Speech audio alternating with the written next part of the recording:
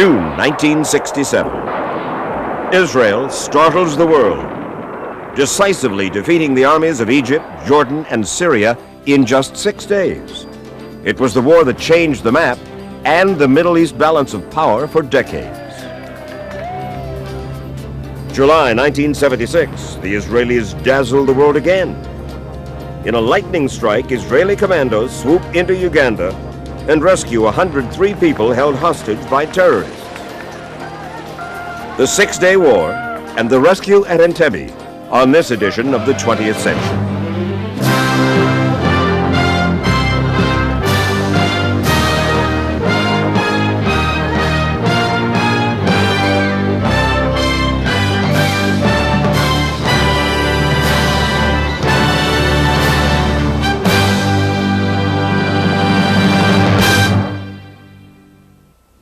I'm Mike Wallace. For years, Egypt's President Gamal Abdel Nasser had assumed the mantle of leader of the Arab world by promising the destruction of Israel and the liberation of land he said rightfully belonged to the Arabs.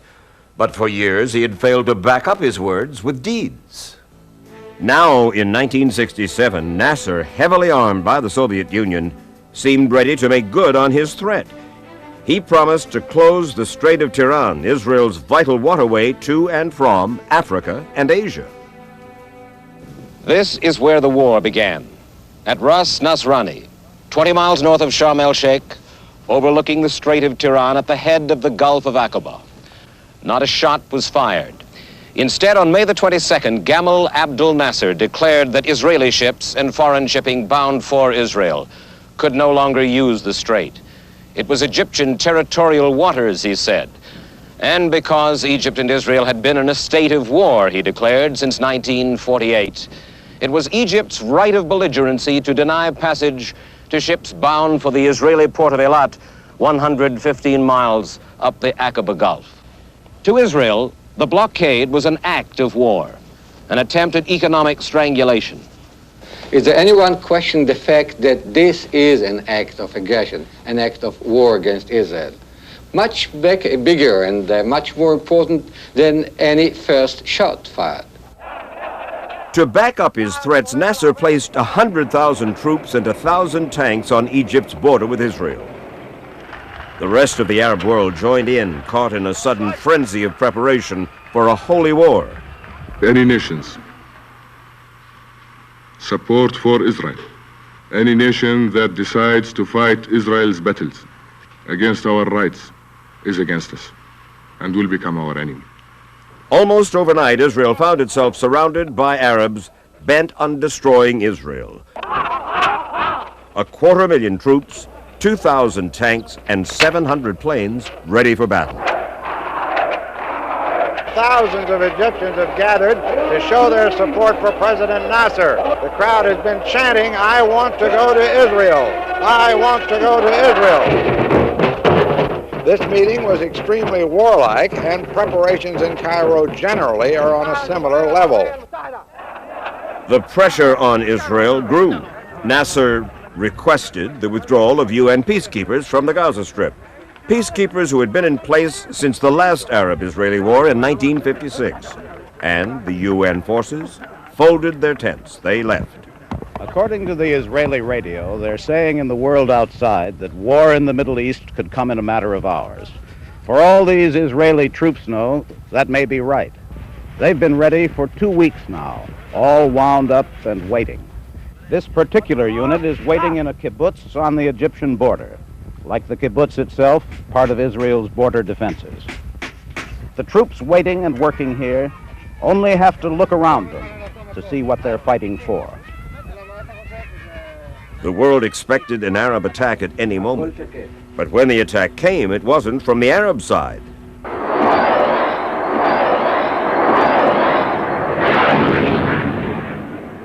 Surprise attacks by the Israeli Air Force all but settled the outcome in the first few hours of the first day of the 6-Day War.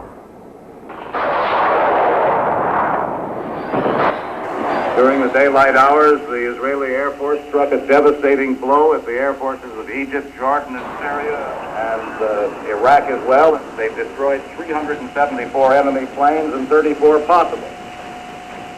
374 enemy planes destroyed, 34 possibles. Yes, this has just been brought in to me from the conference. What about the Jordanian ground forces? Have they been committed in large numbers? Do you know, can you say? The attack that has taken place in this entire day was against the UN positions in Jerusalem, between the Jewish part of Jerusalem and the Jordanian part, and that was about a company in strength. That was Charles Collingwood in Tel Aviv. Earlier today, we spoke with Hughes Rudd in Cairo. The Egyptian High Command says Israel launched a three-pronged attack on Egypt this morning, but was beaten back at all points. According to the Egyptians, the attacks came at Han Yunis in the Gaza Strip, and at Tantilla and Abu Agila in Sinai. In the air, the Arabs continue to claim enormous victories over the Israelis, with very few losses themselves. Cairo itself remains relatively calm despite 6 light air raids during the day. Bombs could be heard exploding on the outskirts, and anti-aircraft bursts were visible over the city. This report was passed by Egyptian censorship, which was put into effect today. The announcement of war over Cairo radio came at 9:47 in the morning, nearly half an hour after the first air raid alert had sounded. There is jubilation in the air, and now and then shouts of victory. Tel Aviv is finished, somebody cries. And the announcer on Cairo radio calls for the destruction of Israel and a giant Arab onslaught on Tel Aviv. Reports of Egyptian victories were being given to President Nasser by his commanders most of that first day, until one of his officers finally arrived with the truth. I have come to tell you that we no longer have an air force. Gamal Abdel Nasser was told at 4:30 p.m. on June the 5th that Israel's Air Force, equipped with French-made Mirage and Mystère jet fighter planes, had effectively destroyed most of the Arab air forces on the ground. The man in charge of the remarkable Israeli airstrikes was 41-year-old General Mordecai Hod. It's a terrific combination of American money, French equipment, and Israeli Air Force pilots. We concentrated only on airplanes, and in the airplanes on 2 types of airplanes, the MiG-21s and the bombers, which were the ones I had to make sure will get the first blow. Were your instructions to your pilots really to fly low and slow? No, we flew very, very low, as quick as possible with the external load that we had, and very, very quiet. Quiet? Quiet. Explain. No radios. Principally, what we try to do is go around areas covered by radars, below the horizon of the radars, and achieve the maximum surprise one can achieve in such a situation where everybody is on a highest status of alert. The first day of fighting saw ground action in the Sinai Desert and in the Gaza Strip, and exchanges of air raids and artillery fire elsewhere. Israeli jets raided airfields and military installations in the Arab capitals of Cairo in Egypt, Damascus in Syria, and Amman in Jordan, as well as the Arab guns at Sharm el-Sheikh at the head of the Gulf of Aqaba. We're now in the Sinai Desert, inside the Egyptian border. A few miles from here, a tank battle is in progress, armor against armor.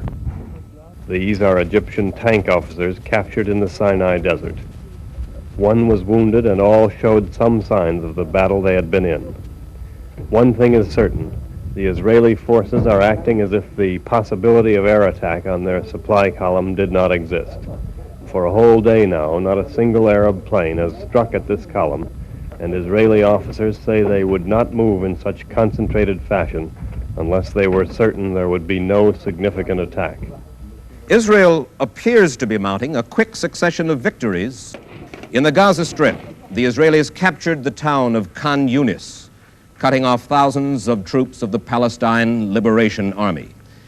And further to the west, Israel claims the capture of the key Sinai base at El Arish, and there is fighting also reported at 2 spots, Abu Agila, El Qisema. So far, few civilian casualties have been reported from either side, with bombing confined to military targets. CBS News correspondent Charles Collingwood is in Tel Aviv tonight. I talked with him there an hour ago. The mood in Tel Aviv is one almost of exhilaration after the good news from the front and the end of the long, nerve-wracking period of waiting. It's not pleasant, but there have been few casualties. Israel is full of rumors tonight, and you can tell something about a nation's morale by its rumors, and Israel's are all of victory.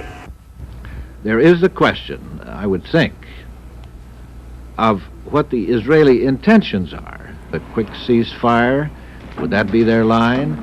Or are they not determined this time to really leave no doubt and to put an end to Nasser once and for all? This may be their purpose.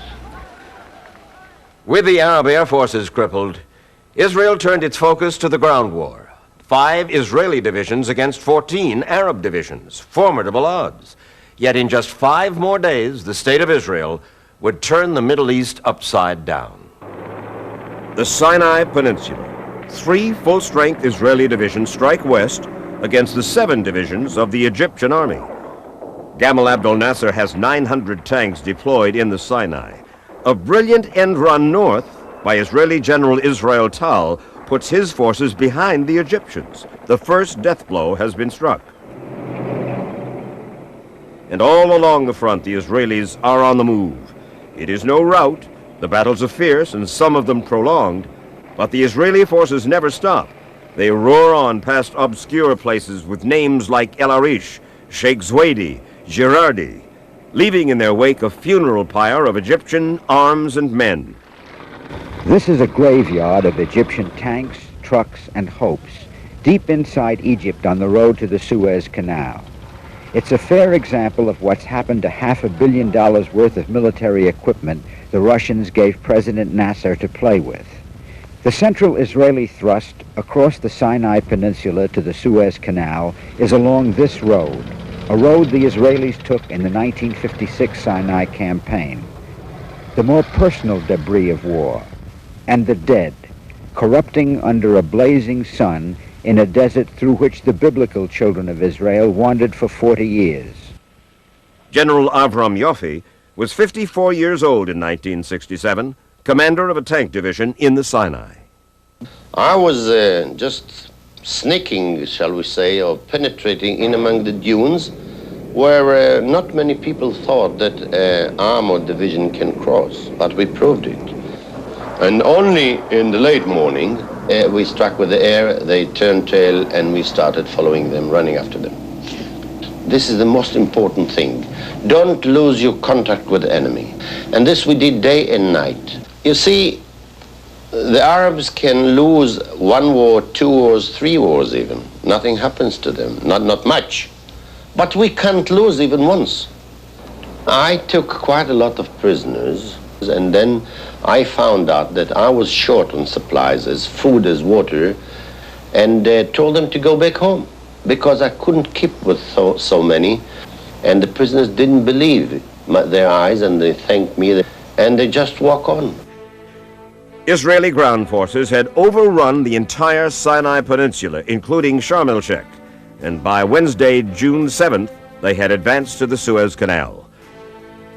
Nasser, knowing he was beaten, agreed to a ceasefire.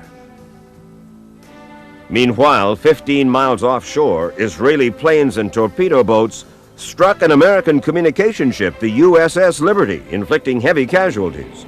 34 Americans were killed, scores were wounded.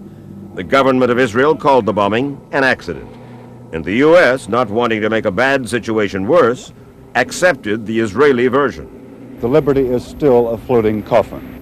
As she limps here into the harbor of Malta, headed for dry dock, the Liberty is still shrouded in secrecy. Newsmen are not allowed on board. Sailors on board are not allowed to talk to newsmen. Above all, the major mystery, the mystery of why the Israelis attacked the Liberty some 15 miles offshore of Sinai without warning, without challenge. As Israel's forces swept across the Sinai, action also began against Jordan. The Jordanians raked the Israeli sector of Jerusalem with gunfire. At first, the Israelis hoped that the firing was only King Hussein's gesture to show a commitment to Nasser. But the shell and mortar fire grew more intense. The Battle of Jerusalem was of a ferocity out of all proportion to its strategic importance. It was dictated by the enormous symbolic importance of this sacred city, holy to Jews, Muslims, and Christians alike. And that's Arab Jerusalem over there, those walls across the valley. An Israeli paratroop brigade, which had been poised to jump into the Sinai, was rushed here instead. Its commander, Colonel Mordecai Gur, then 37 years old. Colonel Gur had his orders: take the old city. I've sent my deputy with another company commander and some other officers and soldiers to put the flag on the Wailing Wall. For years and 4 years, every one of our officers and soldiers wanted and hoped to be one day again in the old city of Jerusalem, to be in Jerusalem, to fight in Jerusalem, and even to die in Jerusalem was the biggest hope and desire. The people of Jewish Jerusalem, hard hit by 3 days of battle, emerged from their shelters on Wednesday to know their hour of triumph. Inside the old city, the emotion runs just as high.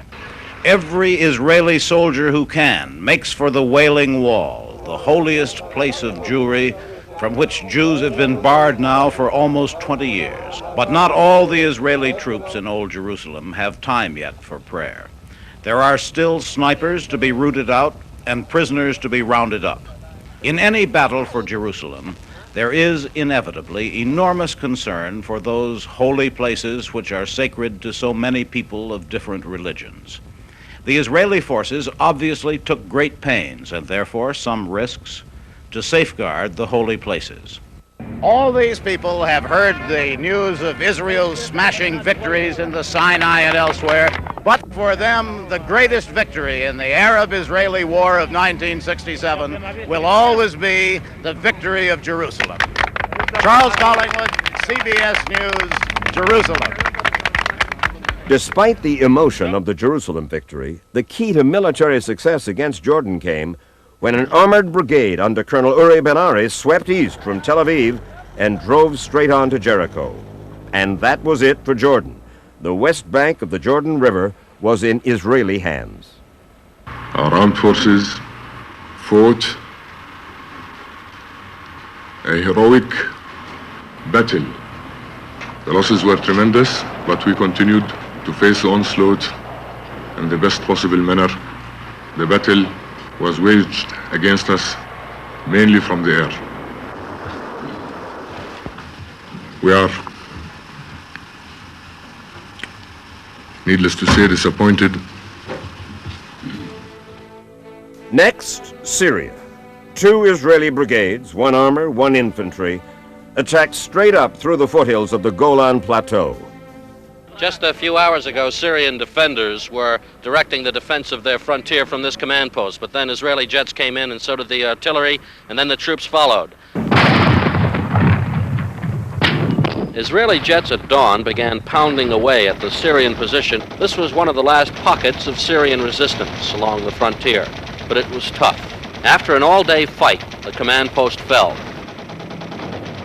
The Syrians stood and fought all day, but in vain, for by nightfall, 5 Syrian brigades and 2 divisions of Syrian soldiers were destroyed or in flight.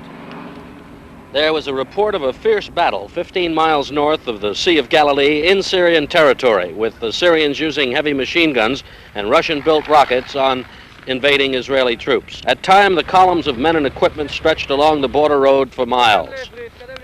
At a crossroads, not a mile from the border, members of a nearby kibbutz bought soda pop for the warriors. Israel had taken the high ground on its northern border. It was the toughest fight of the war, one of the few places where there was hand-to-hand fighting, and many Israeli officers were killed. The reason for that is that the commanders are going ahead. This is, it's very good, but very expensive price that we pay for any battle. But this is part of our tradition of way of fighting, that the commander goes ahead. I suppose that this is about the only way that we can both do such a war within 6 days to make them good fighters. It's just in telling them, follow me, and not to say, now you and you go ahead. It won't work. It won't work.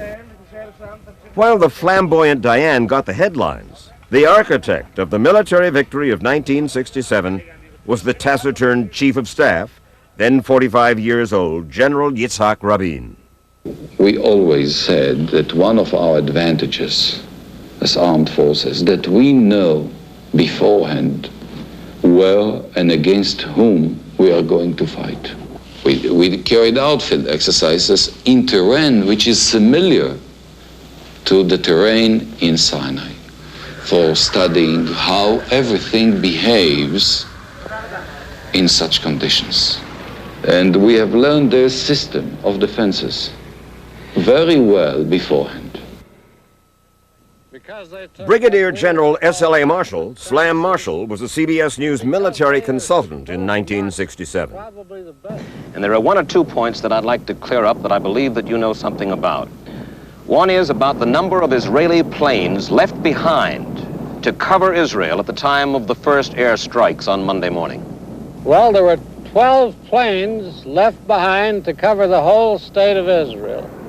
Then when the time came to put up a defensive screen, only 8 of them went up, and that left exactly 4 planes as a reserve. It was what is called a calculated risk by Israelis. What would have happened if that had not come off as you planned? Well, we're trying to do the impossible for 18 years now, and it is a very difficult question. I can tell you one thing. We put in it everything we had, and an extra thing which I think exists only in this country, what we call the no alternative. No alternative in Israel meant win or be annihilated. The rescue at Entebbe has been called one of the most daring rescues of the 20th century, the time summer 1976. For nearly a week, pro-Palestinian skyjackers held over 100 hostages, most of them Israelis, at the airport at Entebbe, Uganda, deep in Africa. Death for the hostages seemed almost certain, yet their rendezvous with the unknown had started so peacefully. Sunday, June 27th, Ben Gurion Airport, Tel Aviv, Israel. Air France Flight 139 to Paris. A third of the passengers were Israelis on their way to vacations in Europe and America. Piloting the two-engine Airbus was Captain Michel Bacos, a 52-year-old Air France veteran. The plane made a scheduled stop in Athens, and there 4 transit passengers from Bahrain had passed through Athens Airport's notoriously lax security procedures and boarded Flight 139 without even having their hand baggage checked. It was only a few moments after takeoff. I was just sitting there. Nothing special, doing nothing special, when we heard that cry. After a few seconds, we saw 2 young men with guns and people coming from the first class to our class. They looked very frightened, and we recognized that's it. And I looked at my children. Their eyes were terribly sad. It was terrible to look at them.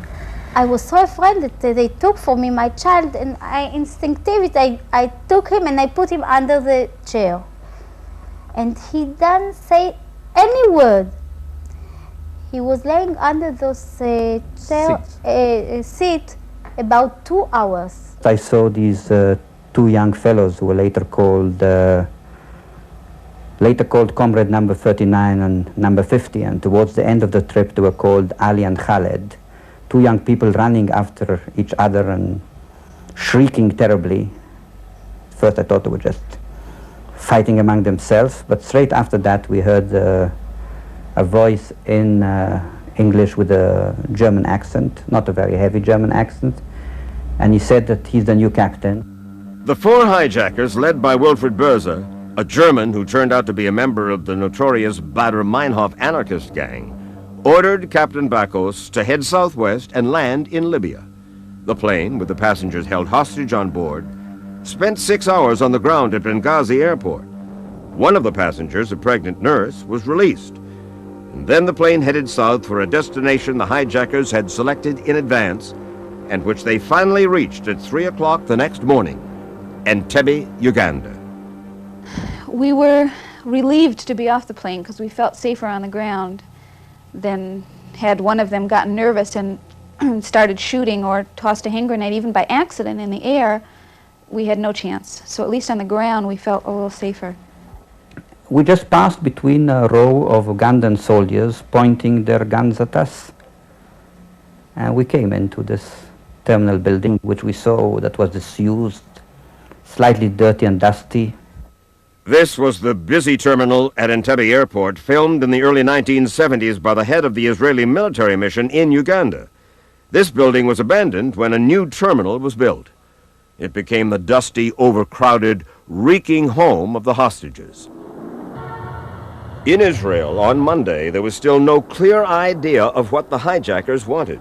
But Defense Minister Shimon Peres had already begun thinking in terms of a military reaction. We tried to analyze, the minute we have learned that the plane landed in Entebbe, what will be the possible reaction of the hijackers and the possible reaction of Idi Amin, of the field marshal. Uganda, why? Idi Amin was suddenly at the center of world attention, a position he never sought to avoid.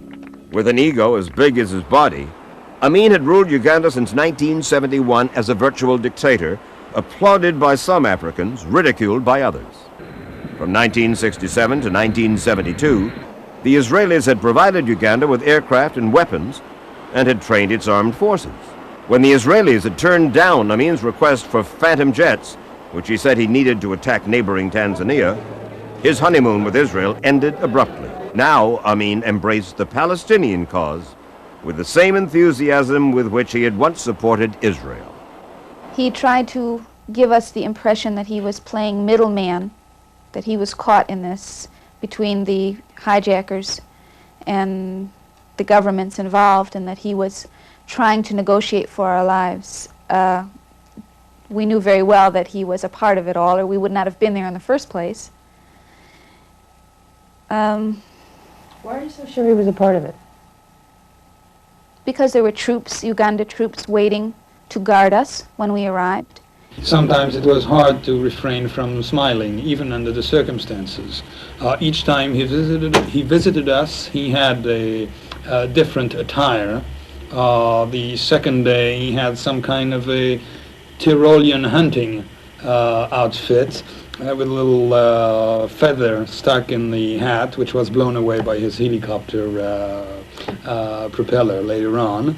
The third day was really to top it all. He had camouflage fatigues, but very neatly pressed and creased. On Tuesday, 2 days after the ordeal began, the hijackers made new demands and set a new deadline. They wanted the release of 53 convicted Palestinian and pro-Palestinian terrorists in 4 countries within 2 days. 40 of them were held in Israel, most of them within the walls of Ramle prison. Israeli officials insisted that Israel would not change its long-standing policy of refusing to deal with terrorists. And then later that same Tuesday, an event took place that terrified the Israeli hostages at Entebbe. They were separated from the other hostages and placed in a small adjacent room, which the terrorists announced was wired with explosives. But that claim worried the Israeli hostages less than the separation itself. When they start calling Israeli names by the passport, it was a terrible feeling. That was probably our worst moment because, of course, everybody remembered, either if he himself was living at a time or he read about it, of all the selections that were done in the extermination camps between Jews and non-Jews, and later on between men and women, and then later on selections who's going to die and who's going to live. People were afraid after the deadline that they would begin executing hostages. There seemed to be no other way to make their point. When I sent the invitation to the ministers to attend a meeting on Tuesday, I demanded from the Minister of Defense that the Chief of Staff will be brought. I was told that there are certain difficulties to bring him because he's going to Sinai to attend a certain exercise. I said, I want him here at the time. When I was called to Jerusalem, I stopped on the way and I called my headquarters and I told them to prepare right away so that we'll be able to work very fast to do something. And on the way to Jerusalem, I had several programs and plans in my head. And when they asked me in Jerusalem, I gave right away a positive answer that militarily it can be done. I couldn't just ignore that there might be killing on Thursday.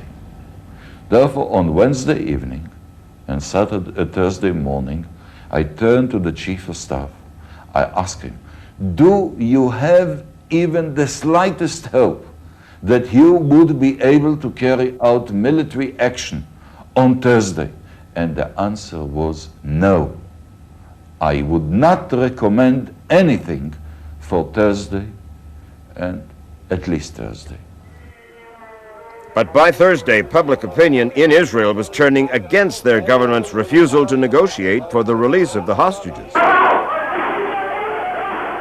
Angry families of the hostages held a meeting in Tel Aviv and almost mobbed the man the Prime Minister had sent to calm them down. They directed their rage at a personal representative of Prime Minister Yitzhak Rabin, who had come to assure them that the government understood their distress. But this was not enough for the distraught relatives. Give the hijackers what they want, they screamed. Just let our loved ones come back alive. Israel, they argued, had refused to negotiate with terrorists at the Munich Olympics in 1972. And the resulting deaths of 11 Israeli athletes had not stopped other terrorists. The families of the Entebbe hostages marched across town and broke into the compound housing the Prime Minister's office. While they were struggling to see him, the Prime Minister had already reached an agonizing decision. The decision was to agree to release certain prisoners, certain number of prisoners, or to release prisoners for releasing of all the hostages, and I stress, all the hostages that were held at Entebbe airport. The decision was taken unanimously. I demanded that each one of the cabinet member will raise his hand for or against. All of them in this room raised their hands for. Meanwhile, in Uganda, the hijackers had made a decision to release some of their prisoners. Good evening. 47 hostages aboard that Air France jet hijacked last Sunday were freed today by their pro-Palestinian captors in Uganda. All but one of them, who was too ill, were flown to Paris. These are the lucky ones. They got away. 46 people facing death, mostly women, children, the old and the sick, have arrived to safety from the nightmare of a plane hijacking on a special Air France flight.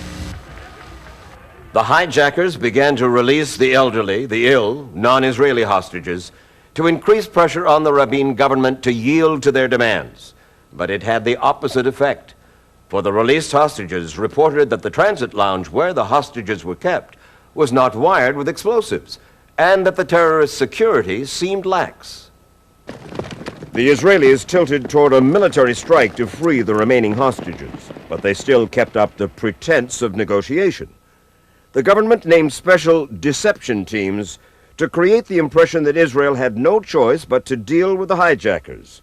These teams began to draw up lists of Palestinian prisoners that the Israelis would supposedly be willing to free. I feel sure that even if the terrorists would have agreed for 2 or 3 more days of negotiations, would have headed in disaster, because both the German woman and this fellow Jabber, which we nicknamed the brutal one, had their finger itching on the trigger, were very trigger happy. I'm sure they wanted very much to find some pretext to kill some of us. What made you think that Israel could pull off an operation like this? The alternative. Friday, July 2nd, 1976, the hostages spent their 6th day in captivity. The Israeli deception teams announced they would release some of their prisoners in return for the freeing of all hostages. The hijackers then changed their deadline to Sunday. The hostages were huddled together in the old, unused terminal building, trying to sleep on the hard benches and the stone-cold floors, while rats scampered around them. They waited, they wondered, and they prayed. And back in Israel, there was fear that they would be executed. We had to take these things very seriously, and based on our experience here, we could not exclude something like that. Of course, there was always the question of the behavior of Idi Amin and the Ugandese. The problem was, how could Israeli troops rescue hostages so far from home without alerting the terrorists? The answer lay in the superb training of Israeli paratroops, training of a sort demonstrated by these Israeli soldiers. Speed and surprise were vital. We trained and we exercised some of the most difficult moments they might face, and we followed minutely the operation of the people who were going to rescue and to fight in the building. After that, we had a meeting in which they had the feeling that they could, next morning, Saturday morning, recommend the operation with no doubts. By the time the cabinet voted on July the 3rd, the operation, called Thunderball, had already begun. The 4 American-made transports had been loaded with men and vehicles and were already on their way, though they could have been called back if the cabinet had refused to give final approval to the mission. These are not the actual troops who went to Entebbe on July 3rd. They are Israeli paratroops who demonstrated for CBS News some of the techniques used in the mission. On that day, a force of less than 200 soldiers headed for Entebbe. Their commander was Lieutenant Colonel Jonathan Netanyahu, a 30-year-old officer who came to Israel from the United States as a child of 2. They had practiced the raid again and again. They had shaved the time of the rescue down to a bare 55 minutes on the ground. The 2 Lockheed Hercules, followed by 2 Boeing 707 jets, one a hospital plane, the other equipped as an airborne command post, took off and headed for Africa. The secret of the landing, the reason the Ugandans were not aware of what was going on, was simple and ingenious. Entebbe National Airport is on a peninsula on the north shore of Lake Victoria. The first plane, the key to the mission's success, came in at 50 feet below radar, without lights, using the Hercules' ability to land with very little runway, taxiing quietly and carefully along a strip that led toward the old terminal, precisely to the spot picked in the dress rehearsals. We had to approach rapidly from the point where we unloaded the vehicles from the planes to strike the terrorists quickly. This major, who did not want to be identified, describes what happened when his unit pulled up in front of the terminal. At this point, I identified the terrorist just as he came out of this entrance. I shot at him. And he went inside the hall. I continued at a run with my units and entered through the main entrance. Most of us were just falling to sleep. We didn't hear the planes land, and we wouldn't have paid attention to them had we heard them land, because they were planes landing all the time. While we were lying on the floor, there was a lot of shooting, and the guy who lay near me all the time touched me like this and said, "You alive? You alive?" He was very nervous. I said, "Yeah, I'm okay, be quiet, we'll be okay." I put my body on my small son's head, and my husband was a few meters from me with my big son. And it was such a shooting, it was terrible. For the first moment, our soldiers came in, they shouted in Hebrew to everybody to lie down.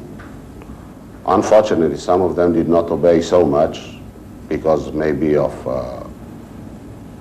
excitement or so on.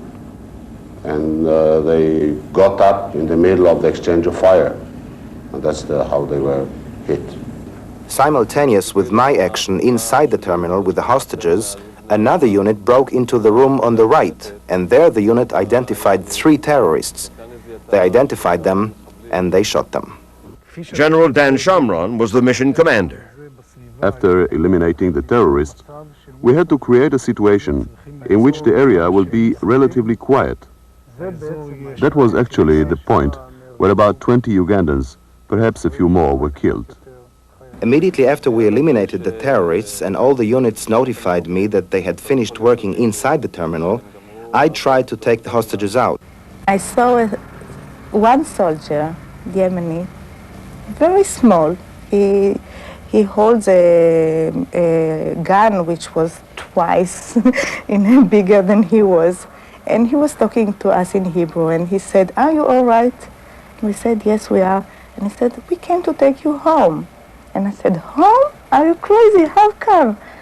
Then I found out that they were still shooting outside. The shooting was from the control tower towards the forces that were in the area of the square. One of your best men was killed. How did he die? He was commanding the forces that took the building of the hostages, and he was staying very close to the main door. He has been shot from the tower, and the bullet came from his back and killed him almost right away. I sent a unit from my force to reach the tower and to silence it.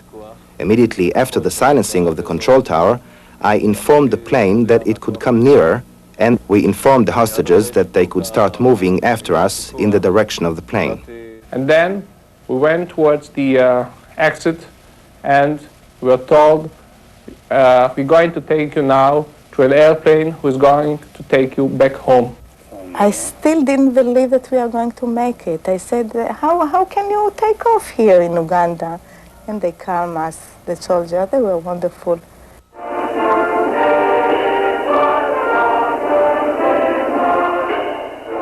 Well, we've been celebrating freedom here in the United States today. Israel has carried out a daring raid for freedom. Crack troops were flown 2,300 miles to Uganda for a lightning strike at Entebbe airport to rescue hostages held for a week by the hijackers of that Air France jetliner. We have a report via satellite from Tel Aviv by Dan Bloom. An American-built C-130 Hercules transport was the last of 3 Israeli Air Force planes to return from the daring rescue mission in Uganda. The hostages, as they poured out of the plane onto Israeli soil, were greeted joyously.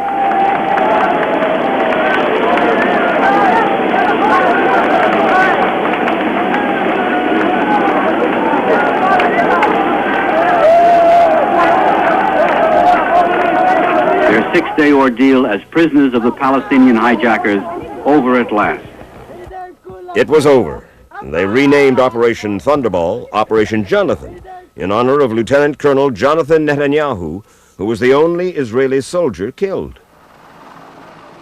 3 hostages died in the raid, and 1 woman who had been taken to a hospital earlier was apparently murdered by the Ugandans. The return of the hostages touched off a wave of national rejoicing that hadn't been seen in Israel since the heady days after the 6-day war, 9 years before. I don't think there are any words in the world to describe what your feelings are at that point, of realizing that you got a second lease on life, literally. I saw the Prime Minister and Mr. Peres and all the families, friends. Everybody was there. Very excited. For 10 days, I couldn't sleep a moment. I felt I came back to Israel a much prouder Israeli than I left. And I really got the feeling that, that Israel, my country, did something to me.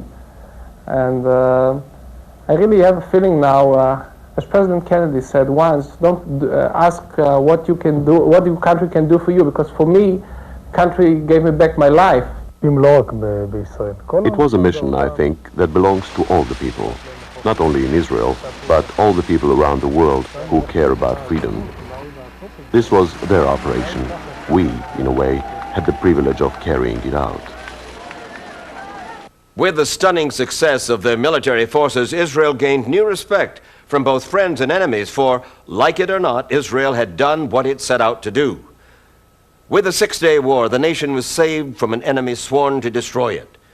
And with the rescue at Entebbe, a small band of Israeli citizens was saved from what seemed to be certain death at the hands of terrorists. 2 spectacular moments that were the result of bold planning, daring execution, and exceptional courage. I'm Mike Wallace, and this is the 20th century.